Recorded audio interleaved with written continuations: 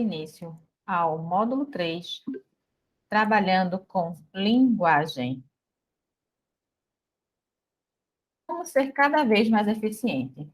Para ser mais eficiente na escrita, é importante observar, ter a segurança, ter um texto organizado, também escrever sim com entusiasmo, ter uma boa comunicação, ser criativo e observar a gramática. Porque quando pensamos num texto oficial, é uma norma culta, é o português padrão. Por isso, a necessidade da gramática. 8 dos erros de português mais cometidos por redatores. Quando a gente está falando em erros de português, está relacionando ao português padrão, certo? Então, em discordância com a gramática normativa. Seja isso ou aquilo. O termo seja não pode ser utilizado sozinho ou ligado a outra conjunção, como ou, em uma conjunção coordenativa alternativa. Traduzindo, sempre que utilizar seja para exemplificar alguma coisa, lembre-se que é necessário duplicar o termo. Veja o exemplo. Seja uma vez na semana, seja todos os dias, o importante é manter a frequência de publicações no seu blog. Aí, muita gente utiliza, seja uma vez por semana ou todos os dias. Não, você tem que dizer seja 2 vezes mesmo. Usar onde sem se referir a lugar. Usar onde sem se referir a lugar é uma das coisas mais comuns que as pessoas fazem. Onde dá a ideia de lugar. Então, a gente só pode usar ele quando a gente está se referindo a algum lugar. Por exemplo, o conteúdo acompanha esse novo comportamento. Tá falando de quê? Do comportamento em que empresas e consumidores estão em pé de igualdade, certo? Então, quando a gente aí não está se referindo ao lugar, mas se eu falo, por exemplo, a casa onde eu moro é longe daqui. Casa é um lugar, aí eu utilizo onde. Se eu não estiver me referindo ao lugar, eu vou utilizar em que, no qual e suas variações. Mistura dos pronomes tu e você.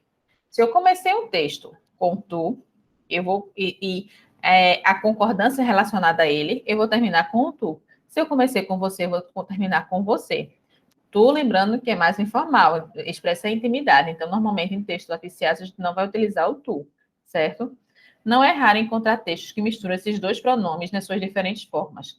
Porém, é preciso escolher um deles e mantê-lo em todo o texto, sem alternância. Ao utilizar você, evite formas ti, teu e demais variações do pronome tu. No português brasileiro, o mais indicado é utilizar sempre a forma você, já que o tu traz uma ideia de regionalismo que não é adequada para textos que atingem um público geral. Então, pensando em começar a estratégia de marketing de conteúdo, preparamos esse post para tirar suas dúvidas e ajudar você a começar. Então, suas dúvidas, ajudar você, e não suas dúvidas de te ajudar, como diz lá embaixo. Mesmo é outra coisa que a gente vê muito. É muito comum encontrar a palavra mesmo sendo utilizada como pronome pessoal. Porém, apesar de a palavra poder ser usada de diversas formas, esta não é uma delas. O termo mesmo pode ser usado como pronome demonstrativo, substantivo ou adjetivo. Confira alguns exemplos. Ao entrar em contato com o cliente, não espere que ele o responda em menos de 24 horas. Aí muita gente diz assim, não espere que o mesmo. Não, que ele é um pronome. Ele é um pronome, certo? Outras possibilidades corretas. 70% do processo de compra acontece antes mesmo de o cliente entrar em contato. Ao mesmo tempo que tem uma boa frequência de utilização importante, é preciso prestar atenção no conteúdo. Mesmo que algumas pessoas não acessem o seu blog todos os dias, mantê-lo atualizado é a melhor forma de aumentar o número de visitantes. O objetivo é atender aos mais diversos segmentos de mercado, com o mesmo nível de conhecimento em todas as áreas, certo? Então, se eu estiver utilizando como pronome, não pode. Pronome, lembrando que pronome significa no lugar do nome, substituindo o nome, certo? Vir de encontro a e ao encontro de. A diferença de um e o outro e a mistura das preposições aí. Estas duas expressões, por serem muito parecidas, costumam gerar bastante confusão. Porém, seus significados são opostos. Por isso, é preciso ter cuidado. Ir de encontro a significa ir contra algo, bater, colidir, enquanto ir ao encontro de expressa acordo, concordância. Então, são opostos. Os interesses profissionais de um redator web vão ao encontro do cliente que encomenda o conteúdo. Se eu discordo, o texto redigido pelo redator foi de encontro à proposta de pauta do conteúdo. A longo prazo, algumas pessoas se confundem com expressões comuns do nosso dia a dia. Portanto, lembre-se que sempre utilize em longo prazo. Entrega em domicílio. Evite o uso da preposição a. Nesses casos, e na dúvida, não deixe de consultar uma fonte confiável para evitar o erro. A estratégia de marketing de conteúdo do cliente gera resultados eficazes em longo prazo. Adequa. Apesar de ser muito usada, essa flexão do verbo adequar ainda não é aceita pela gramática da língua portuguesa. Portanto, enquanto não é feita uma nova reforma do nosso idioma que aceite a palavra, prefiro utilizar a construção não é adequado, ou algum sinônimo para que a qualidade do seu texto não caia. Aquela sugestão de pauta não é adequada para a estratégia do cliente. Adequa, a gente não tem ainda, certo, minha gente? O verbo lembrar e suas variações.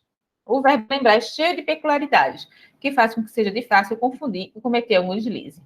Isso acontece porque o verbo pode ser transitivo direto, transitivo indireto, ou ainda transitivo direto e indireto ao mesmo tempo.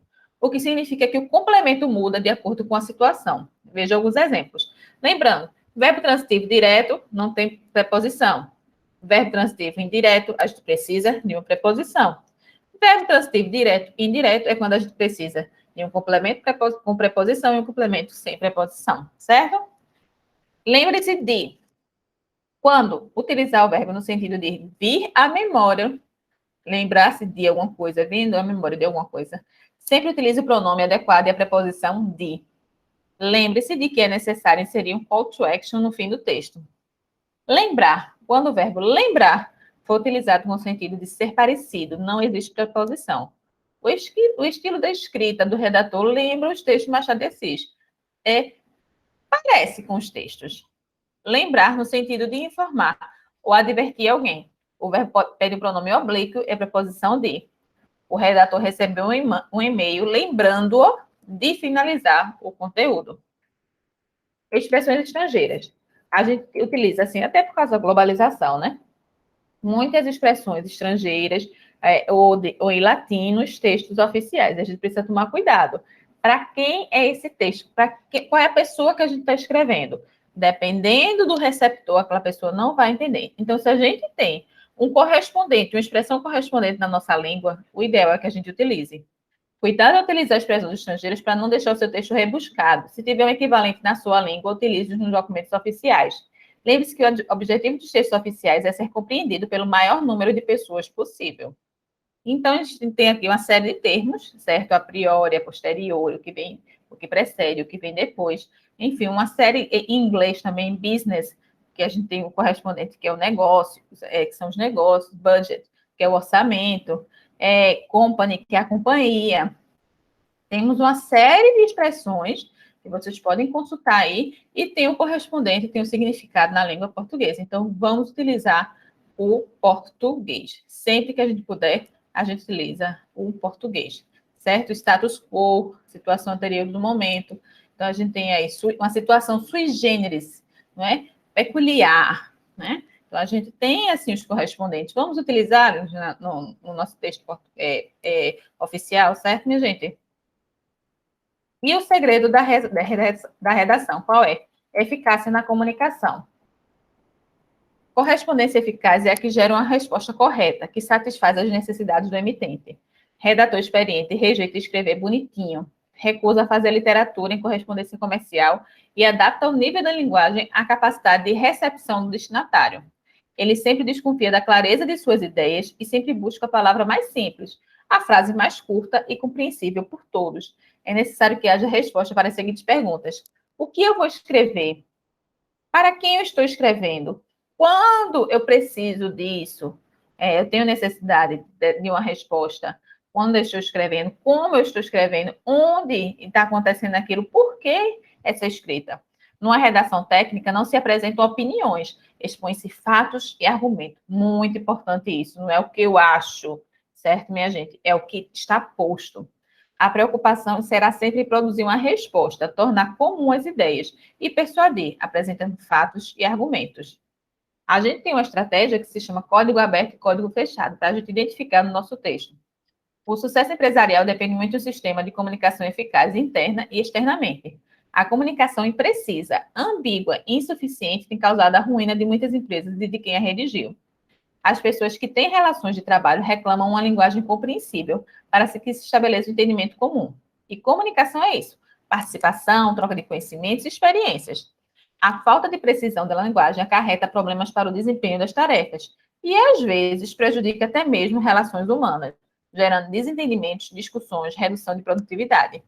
Uma redação torna-se eficaz quando o redator, em vez de utilizar o código aberto, utiliza o código fechado.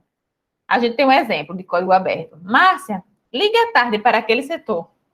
Aí Márcia vai dizer, em Márcia secretária. Em? Onde? Como? Setor, como assim? Agora, se eu digo com código fechado, Márcia, telefone às 15 horas para o setor de compras e fale com o senhor Alfredo José, gerente do departamento. E pergunte-lhe quando receberei a requisição de compras 0001. Obrigado, José. Ah, agora a Márcia pode ligar, né? Sabe que horas ela pode ligar, que ele vai estar lá, sabe com quem ela vai falar, onde ele está, o que ela precisa saber. O código aberto é vago, impreciso, pode gerar mal-entendidos. E o código fechado é objetivo, claro, preciso, orienta o leitor, não lhe deixando dúvidas sobre o que fazer. Não confundir com ser prolixo, minha gente. Código fechado é você dar todas as informações necessárias para que aquela outra pessoa execute uma ação. Por exemplo, faça o que você precisa que ela faça. A gente tem a mensagem quente e mensagem fria também. Nas quentes, tem excesso de informações. São muito formais, rígidas, tensas, complexas, com alto grau de definição. Daí exigir atenção redobrada do leitor. E as frias, as informações são claras, diretas, adequadas ao público que as lê. Por exemplo, seja econômico, conciso na sua exposição, utilizando somente as palavras necessárias. Evite as explicações supérfluas, inúteis. Trate um assunto de cada vez, em parágrafos diferentes. Seja coerente e busque atingir um objetivo previamente traçado. E ainda, cuidado com a estética, pois a visualização do texto impresso num papel também deve ser feita visando atingir o leitor, prender sua atenção, interessá-lo. Tudo muito espremidinho, apertado, pode levá-lo ao interesse. A gente vai ver mais na frente com o manual a formatação do texto também, certo? E como atrair a atenção do leitor? Tópico frasal. Somente um assunto deve ser tratado por parágrafo, e para isso, determine uma ideia central para o seu texto e escreva no início do primeiro parágrafo. Quanto aos parágrafos seguintes, procure escrever de modo que a ideia seja identificada rapidamente. Observar que o parágrafo não deve se reduzir ao seu aspecto visual, estético, ou ter sua extensão medida em centímetros, mas expressar conteúdo. Mudando de assunto, muda-se o parágrafo. E por aqui a gente encerra o tema linguagem, que a gente vai se encontrar mais na frente no módulo 4, certo? Lembrando, tem dúvida, não deixe de nos procurar. Estamos aqui para ajudar vocês em todo esse